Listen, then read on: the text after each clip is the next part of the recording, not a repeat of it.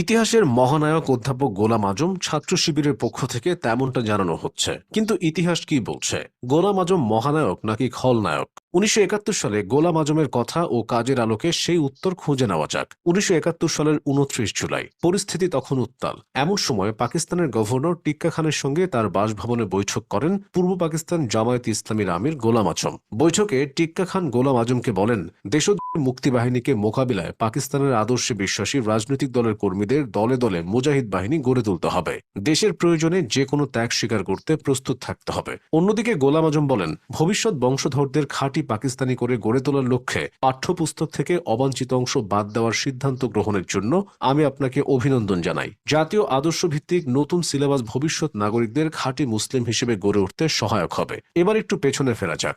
গোলাম আজমের কর্মজীবনের শুরু ১৯৫১ সালে রংপুরের কারমাইকেল কলেজে শিক্ষক হিসেবে। তখন রাজনীতির সাথেও সম্পৃক্ত ছিলেন না, কিন্তু তাবলিগ জামাতের সাথে সম্পৃক্ত হয়ে বিভিন্ন মসজিদে গিয়ে বক্তব্য তুলে ধরতেন। তবে শিক্ষকতা করার সময় এক পর্যায়ে গোলাম আজম সৈয়দ আবুল আলা মওদুদীর জামায়াতে ইসলামীর রাজনীতির সংস্পর্শে আসেন ১৯৫৪ সালে। আর ১৯৫৬ সালে চাকরি ছেড়ে সরাসরি জামায়াতের রাজনীতিতে নেমে পড়েন। জামায়াতে ইসলামীতে যোগ দিয়ে অল্প সময়ের মধ্যেই তিনি তৎকালীন পূর্ব পাকিস্তানের সাধারণ সম্পাদক হয়ে মূল নেতৃত্বে এসেছিলেন।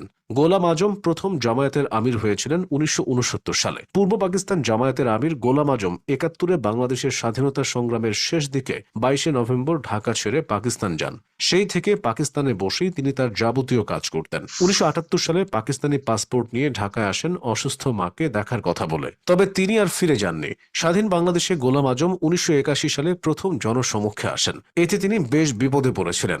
ঘটনাটি ঘটেছিল ১৯৮১ সালের ১ জানুয়ারি দুপুরে ঢাকার বায়তুল মোকাররম মসজিদের সামনে। স্বাধীনতার ঠিক আগে দেশ ছেড়ে যাওয়া গোলাম আজম ১৯৭৮ সালে দেশে ফিরলেও দলীয় অনুষ্ঠানের বাইরে সেটাই ছিল তার প্রকাশ্য কোনো অনুষ্ঠানে যোগদান। তিনি গাড়িতে উঠতে যাচ্ছিলেন, এমন সময় তার দিকে এগিয়ে আসেন ৩৬ বছরের এক যুবক।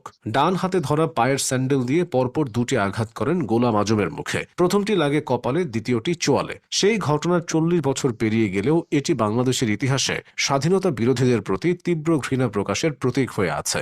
গোলাম আজমের বিরুদ্ধে অভিযোগ আছে তিনি মুক্তিযুদ্ধকে গোলযোগ এবং মুক্তিযোদ্ধাদের দুষ্কৃতকারী বলেছেন। ৭১-এর এপ্রিলে এক বিবৃতিতে গোলাম আজম মুক্তিযোদ্ধাদের এজেন্ট ও পাকিস্তান বিরোধী বলে আখ্যা দিয়েছিলেন। তিনি বলেন, ভারতীয় বা পাকিস্তান বিরোধী এজেন্টদের যেখানেই দেখা যাবে সেখানেই পূর্ব পাকিস্তানের দেশপ্রেমিকরা তাদের নির্মূল করবে। তৎকালীন প্রেসিডেন্ট ইয়াহিয়া খানের সঙ্গে গোলাম আজমের কথা হতো। ১৯৭১ সালের ১৮ জুন লাহোর বিমানবন্দরে সাংবাদিকদের প্রশ্নের জবাবে গোলাম আজম বলেন, পূর্ব পাকিস্তানের অবস্থার আরও উন্নতির জন্য তিনি প্রেসিডেন্ট ইয়াহিয়া খানকে পরামর্শ দিয়েছেন। ১৯৭১ সালের ১৪ আগস্ট আজাদী দিবস উপলক্ষে কেন্দ্রীয় শান্তি কমিটি আয়োজিত কার্জন হলের